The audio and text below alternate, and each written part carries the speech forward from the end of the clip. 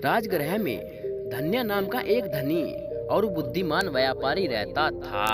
उसकी 4 पोतियां थी जिनके नाम थे उज्जिका, भोगवती, रक्षिका और रोहिणी।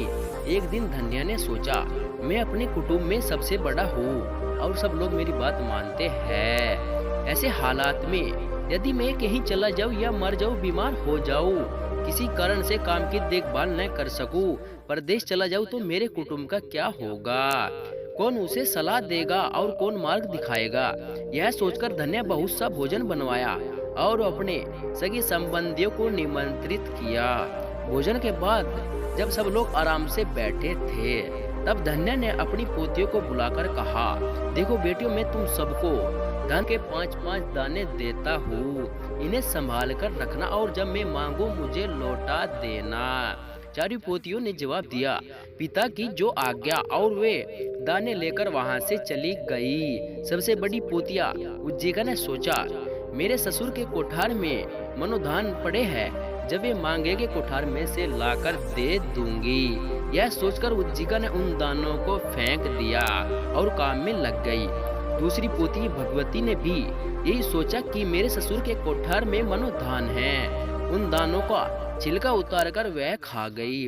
तीसरी पोतवी रक्षिका ने सोचा कि ससुर ने बहुत से लोगों को बुलाकर उनके सामने हमें धान के दाने जो दिए हैं उन्हें सुरक्षित रखने को कहा है, अवश्य ही इनमें कोई रहस्य होना चाहिए। उसने उन दानों को एक साफ कपड़े में बांध अपने रत्नों की पिटारी में रख दिया और उसे अपने सिरहाने रखकर सुबह शाम उसकी चौकसी करने लगी।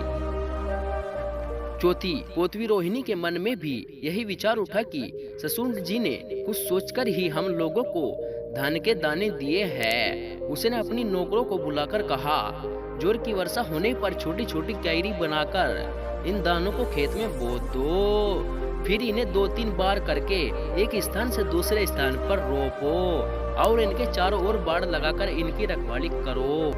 नौकरों ने रोहिणी के आदेश का पालन किया और जब हरे भरे धान पककर पीले पड़ गए, उन्हें एक तेज दांतिया से काट लिया। फिर धानों को हाथ से मला और उन्हें साफ करके कोरे घड़ों में भर घड़ों को लीप पोतकर उन पर मोहर लगाकर कोठार में रखवा दिया। दूसरी वर्षा ऋतु आने पर भी इन धानों को खेत में बोया और पहले की तरह काटकर साफ करके घड़ों में भर दिया। इसी प्रकार तीसरी और चौथे वर्ष किया। इस तरह उन 5 दानों के बढ़ते बढ़ते सैकड़ों घड़े धान हो गए। घड़ों को कोठार में सुरक्षित रख रोहिणी ने निश्चित होकर रहने लगी। 4 वर्ष बीत जाने के बाद एक दिन धन्य ने सोचा कि मैं अपनी पोतियों को धान के जो दाने दिए थे उन्हें बुलाकर पूछना चाहिए कि उन्होंने उनका क्या किया। धन्य ने फिर अपने सगे संबंधियों को निमंत्रित किया और उनके सामने पोतियों को बुलाकर उनसे धान के दाने मांगे। पहली उज्जिका आई। उसने अपने ससुर के कोठार में से धान के दाने 5 उठाकर ससुर के सामने रख दिए। धन्य ने अपनी पोतियों से पूछा कि ये वही दाने हैं या दूसरे। उज्जिका ने उत्तर दिया, पिताजी, उन दानों को तो मैंने फेंक दिया था, ये दाने आपके कोठार में से लाकर मैंने दिए हैं। यह सुनकर धन्य को बहुत क्रोध आया। उसने उज्जिका को घर के झाड़ने, पोंछने और सफाई करने में नियुक्त कर दिया। तत्पश्चात भोगवती आई। धन्य ने उसे घोटने, पीसने और रसोई बनाने के काम में लगा दिया। उसके बाद रक्षिका आई। उसने अपने पिटारी से 5 दाने निकाल कर अपने ससुर के सामने रख दिए। इस पर धन्य प्रसन्न हुआ, उसे अपने माल खजाने की स्वामी बना दी। अंत में रोहिणी की बारी आई। उसने कहा, पिताजी, 2 धान के दाने आपने दिए थे, उन्हें मैंने अपने घड़ों में भरकर कोठार में रख दिए हैं। उन्हें यहाँ लाने के लिए गाड़ियों की आवश्यकता होगी। धानों के घड़े मंगवाए गए।